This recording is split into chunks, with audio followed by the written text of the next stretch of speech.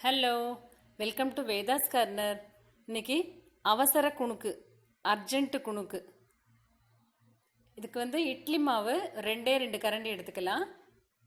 கடலை மாவு அதே அளவுக்கு, இல்லை கொஞ்சம் கம்மியாக கூட எடுத்துக்கலாம் கடலை மாவு.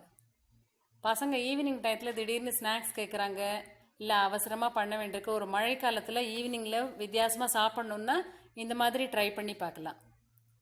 இதில் பெருங்காயம், உப்பு ஆல்ரெடி மாவில் இட்லி மாவில் போட்டிருப்போம். அதனால் கடலை மாவுக்கு மட்டும் உப்பு போட்டுக்கோங்க. பொடியாக கட் பண்ணின வெங்காயம், இஞ்சி, பச்சை மிளகா குழந்தைங்க வாயில் கடிபடும், ரொம்ப காரமாக இருக்கும்னு ஃபீல் பண்ணிங்கன்னா காரப்பொடி கூட போட்டு மிக்ஸ் பண்ணிக்கலாம். முதல்ல இதெல்லாம் போட்டு நல்லா கலந்துட்டு இதை டீப் ஃப்ரை பண்ண போகிறோம். அதுக்காக எண்ணெய் வச்சுருப்போம். அதில் ஒரு 4 அல்லது 5 ஸ்பூன் எண்ணெய் ஊற்றிட்டு நல்லா கலந்துக்கலாம். இது பேக்கிங் பவுடர், சோடா உப்பெல்லாம் போடாமல் ஜஸ்ட்டு சூடான எண்ணெய் ஊற்றி கலக்கிறதுனால ரொம்ப மிருதுவாக நல்லா இருக்கும். அவ்வளோதான்.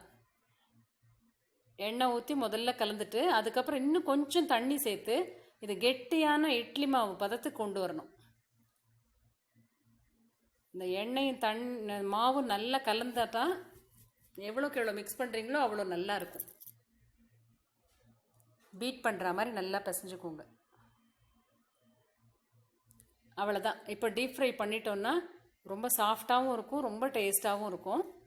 இந்த எண்ணெய் இவ்வளோ வேண்டாம் அப்படின்னு ஃபீல் பண்ணிங்கன்னா இன்னும் ஒரு 4-5 ஸ்பூன் எண்ணெய் தண்ணி கலந்துட்டு மாவில் நீங்கள் பணியாரக்கல்ல கூட ஊற்றி ட்ரை பண்ணி பார்க்கலாம். அதுவும் ஒரு மாதிரி சுவையாக இருக்கும், கம்மியான எண்ணெயில். இந்த அர்ஜென்ட் குணுக்கு நீங்களும் செஞ்சு பார்த்துட்டு என்ஜாய் பண்ணிவிட்டு உங்களோட கமெண்ட்ஸை நம்ம சேனலில் போஸ்ட் பண்ணுங்கள். இது வேதாஸ் கார்னரோட 2வது சேனல். தெரிஞ்சவங்களுக்கெல்லாம் ஃபார்வேர்ட் பண்ணி அவங்களையும் சப்போர்ட் பண்ண சொல்லுங்கள், சப்ஸ்கிரைப் பண்ண சொல்லுங்கள். உங்களோட சப்போர்ட் கண்டிப்பாக ரொம்ப அவசியம், தேவை. இது அர்ஜென்ட் குணுக்கு சட்னி தான் வேணுங்கிறதுல, சட்னி இருந்தாலும் நல்லாயிருக்கும், அப்படியேவும் சாப்பிட்லாம். Thanks for watching my video. Thank you so much.